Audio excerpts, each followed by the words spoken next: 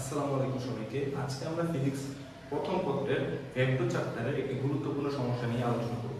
দেখো, এখানে একটা প্রশ্ন রয়েছে যে তোমাকে চারটি বল দেওয়া রয়েছে, বল ভেক্টর হিসেবে আমরা জানি, এবং চারটি বলের মধ্যবর্তী কোণগুলো দেওয়া রয়েছে।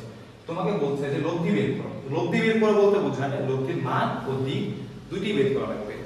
তো প্রথমে আমরা এই চিত্রটি আবার ড্র করলাম। তো ড্র করার পরে আমরা যে জিনিসটা করব, যে 10 নিউটন রয়েছে ওকে আমরা বেস ধরেছি। তো বেস যাকে বলবো সে বরাবর আমরা x অক্ষ নিব, এবং ওটার সাথে লম্ব বরাবর আমরা জানি y অক্ষ থাকবে। এটা হচ্ছে আমার y অক্ষ, ডটেড লাইন দিয়ে দেখানো। এখন দেখো, চারটা বল, প্রত্যেকটা বলের আমি x অক্ষের সাথে কিন্তু অ্যাঙ্গেল জানি। 10 নিউটনের x অক্ষের সাথে অ্যাঙ্গেল হচ্ছে 0, 20 নিউটনের x অক্ষের সাথে অ্যাঙ্গেল 30, 30 নিউটনের x অক্ষের সাথে অ্যাঙ্গেল 60, এবং 40 নিউটনের x অক্ষের সাথে অ্যাঙ্গেল 120। তো আমরা একটা ড্র করে নিব যে লব্ধিটা মনে করো এখানে কোথায় রয়েছে, যে এ বরাবর লব্ধিটা রয়েছে, লব্ধি r। তো যেহেতু চারটি বলের লব্ধি আমি চারটি তীর চিহ্ন দিয়ে দেখাবো, 1 2 3 4। ধরলাম লব্ধি হচ্ছে r, এবং লব্ধির x অক্ষের সাথে উৎপন্ন কোণ ধরলাম থিটা।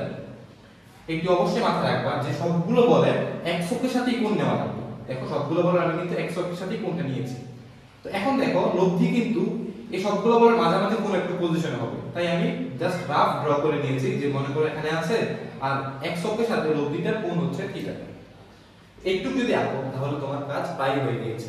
এখন একটা জিনিস মাথায় রাখবা যে লব্ধি, যে লব্ধি রয়েছে, লব্ধির x অক্ষের উপাংশ সমান সমান সবগুলো বলের x অক্ষের উপাংশের যোগফলের সমান, এবং লব্ধির বা r এর y অক্ষের উপাংশ সমান সবগুলো বলের y অক্ষের উপাংশের যোগফলের সমান। তাহলে আমি কি বললাম, আমি যদি x অক্ষ বরাবর কাজ করি, x অক্ষ বরাবর কাজ করলে লব্ধির x অক্ষের উপাংশ হবে সবগুলো বলের x অক্ষের উপাংশের সমষ্টির সমান।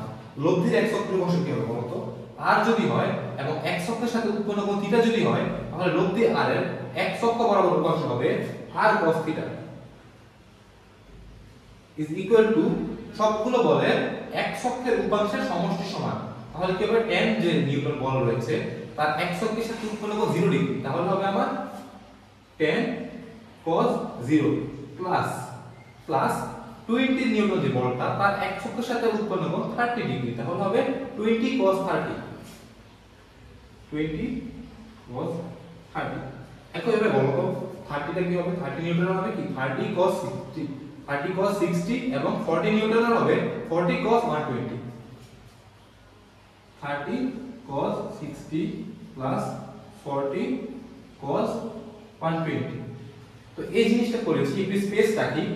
বলো তো y অক্ষ বরাবর কি হবে, আমরা জানি y অক্ষ বরাবর r এর উপাংশ, y অক্ষ বরাবর r এর উপাংশ হবে r sin থিটা। sin কেন হলো, কারণ আমার অ্যাঙ্গেলটা x অক্ষের সাথে রয়েছে, তাই r এর x অক্ষ বরাবর উপাংশ r cos থিটা, y অক্ষ বরাবর উপাংশ r sin থিটা। তো y অক্ষ বরাবর r এর উপাংশ সমান সমান সবগুলো বলের y অক্ষের উপাংশের সমষ্টি সমান।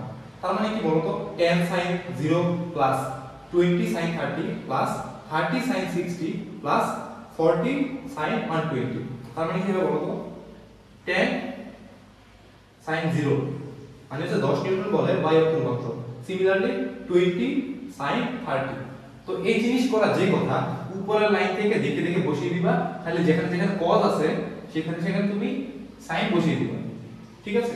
তাহলে আর স্পিডে করতে পারবে। যেমন দেখো 20 sin 30 plus 30 sin 60 plus 40 sin 120। খুব ফাস্ট আমি এখান থেকে দেখে দেখে করে ফেলবো, বাট এটা অবশ্যই তোমাকে ভুল করা যাবে না। তো এখন আমাকে কাজটা হচ্ছে, আমাকে r কত, r এর মান বের করা, থিটাটা বের করা। টার্গেট হচ্ছে এটা। আমি কি করব, এই যে r cos থিটা এর ভ্যালুটা আমি ক্যালকুলেশন করে বের করে নেব। r cos থিটা এই পার্টটা তুমি ক্যালকুলেশন করো ক্যালকুলেটরে, কত আসে দেখি।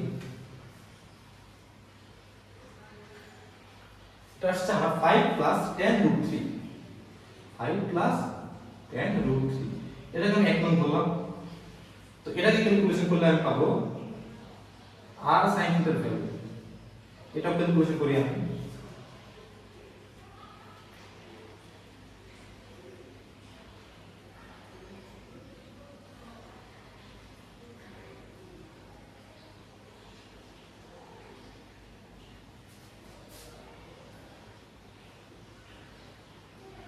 তাহলে দেখো আমি r cos থিটার ভ্যালু এবং r sin থিটার ভ্যালু কিন্তু পেয়ে গিয়েছি। আমার টার্গেট হচ্ছে r বাইর করা এবং থিটা বাইর করা। তো আমি এই দুইটা যদি স্কয়ার করে যোগ করে দিই, মনে করো 1 নং স্কয়ার প্লাস 2 নং স্কয়ার যদি করি কি হবে, আমি r স্কয়ারটাকে যদি কমন নেই তাহলে হবে আমার cos square theta plus sin square theta. তুমি ডাইরেক্ট করতে পারো অথবা ভেঙে ভেঙে করতে পারো। এটা স্কয়ার প্লাস এটা স্কয়ার, এখানে r square cos square theta plus r square sin square theta. আমি r স্কয়ারকে কমন নিয়েছি তাহলে এটা থাকে, আর ওই পাশে থাকবে আমার এটা স্কয়ার প্লাস এটা স্কয়ার। তাহলে হবে আমার 5 plus tan root 3 square plus 10 plus 35 root 3 square. তাহলে আমার এই পাশে কি থাকবে, এখানে দেখো আমার শুধু r স্কয়ার থাকবে, কারণ sin square theta plus cos square theta value হচ্ছে 1, তাই সেটা লেখার দরকার নেই। এখানে এটা যদি আমি করি তাহলে আসবে আমার 5 প্লাস root 3 স্কয়ার। ওকে, তাহলে আসছে আমার 548485.64। এখন আমি যদি r এর ভ্যালু বাইর করি তাহলে কি করব, সিম্পলি জাস্ট রুট করে দিব এটাকে। রুট যদি করি তাহলে আমি পাচ্ছি 74.065 নিউটন। তাহলে আমি কি করব, আমি r এর ভ্যালুটা কিন্তু পেয়ে গিয়েছি, কারণ আমার এই সিস্টেমটা যে এতগুলো বল একটা পয়েন্টে কাজ করছে, এখানে আমার লব্ধিটা হচ্ছে কি 74.065 নিউটন। এখন আমাকে কি করতে হবে, থিটা বের করা লাগবে, কারণ লব্ধির মান দরকার, লব্ধির দিকটাও কিন্তু আমার দরকার।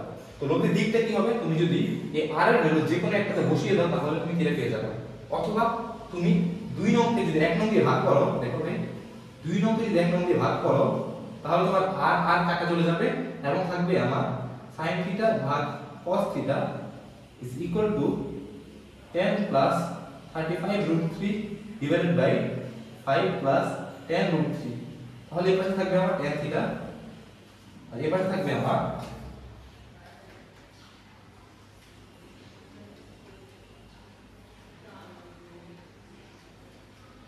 এখানে থাকবে আমার 3.164।